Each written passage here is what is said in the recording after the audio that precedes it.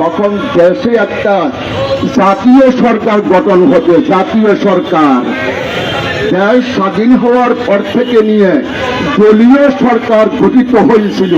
আর এই দলীয় সরকার দেশকে, দেশের অর্থনীতিকে, বিচার কাঠামোকে নিজেদের স্বার্থে ব্যঙ্গে সুরমার করে দিয়েছে।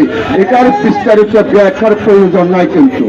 আর পিয়ার পদ্ধতি যদি হয়, দলমত নির্বিশেষে ছোট দলগুলো কিন্তু দেশ এবং মানবতার স্বার্থে অবদান রাখার বিশেষ একটা সুযোগ পাইবে। আর স্বাধীনতার পর থেকে নিয়ে একবার হার দল হাসিনার দল, আর একবার খার দল খালেদার দল অনেক করি ক্ষমতায় এসছে, দেশকে তারা চলা বিহীন ঝুড়িতে পরিণত করেছে।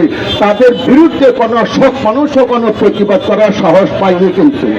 আর পিয়ার পদ্ধতি যদি নির্বাচন হয়, ছোট বড় সবাই সংখ্যানুপাতিক হারে ভোট পাওয়ার পর ক্ষমতা যখন যাবে, একচেটিয়াভাবে কোন দল ক্ষমতায় গিয়ে দেশকে সম্পূর্ণ অরাজক অবস্থা, দুর্নীতি চুরি লুটপাটের রাজত্ব কায়েম করতে পারবে না কিন্তু। এটা হচ্ছে পিয়ার পদ্ধতির অন্যতম একটা উপকার। সাথে সাথে আজ সরকারের অবস্থা এমন, বিরোধী দল যখন নাকি ক্ষমতা যাইতে না পারে, সরকারি দলের বিরুদ্ধে ইচ্ছায় অনিচ্ছায় হরতাল পালন করে। আর পিয়ার পদ্ধতি যদি চালু হয়, দেশের মধ্যে হরতালের আর কোনো সংস্কৃতি চলবে না কিন্তু। এখানে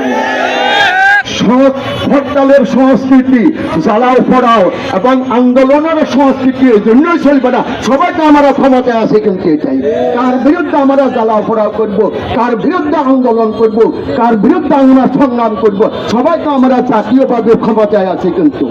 চতুর্থ হচ্ছে পিয়ার পদ্ধতি চালু হলে বেশি শক্তির অবসান হবে, কালো টাকার অবসান হবে, নির্বাচনে কালো টাকার ছড়াছড়ি থাকবে না। একটার পর একটা পিয়ার পদ্ধতি উপকারগুলো অল্প সময়ে বলা সম্ভব না, কয়েকটা বললাম। এই কথাগুলো আপনারা সবাই গ্রাম অঞ্চলের মানুষকে বোঝানোর চেষ্টা করে চাই। হ্যাঁ, দ্বিতীয় সংস্কার সম্পর্কে আমি সংক্ষেপে চতুর বলি। ভাইরা দেখেন, 71 সালে রক্ত দিয়েছি। উদ্দেশ্য ছিল দেশের শান্তি শৃঙ্খলা, নিয়ম আইন এবং ইনসাফ ভিত্তিক সমাজ এবং দেশ প্রতিষ্ঠা করা। এই জন্যই লক্ষ লোক মৃত্যুবরণ করেছে, শাহাদাত বরণ করেছে। আপনারাই বলেন, এত লোকের রক্তের বিনিময়ে দেশ স্বাধীন হওয়ার পর যারা ক্ষমতায় ছিল তাদের উদ্দেশ্যকে বাস্তবায়ন করেছে। এই রক্তের বিনিময়ে যে উদ্দেশ্য ছিল সেটা কি বাস্তবায়ন হয়েছে? হয়নি। বরং পাকিস্তানের শাসকবর্গ যে অত্যাচার এবং জুলুম করেছে, দেশ স্বাধীন হওয়ার পর যারা ক্ষমতা ছিল তারা কিন্তু আরো মারাত্মক আকার জুলুম এবং অত্যাচার করেছে কিন্তু।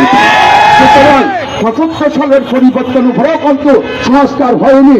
২৪-এর পরেও যদি সংস্কার না হয়, এই রক্ত দেওয়ার কোনো দাম হতে পারে না। এই জন্য ইসলামী আন্দোলন বলতেছে নির্বাচনও হবে, সংস্কারও হবে।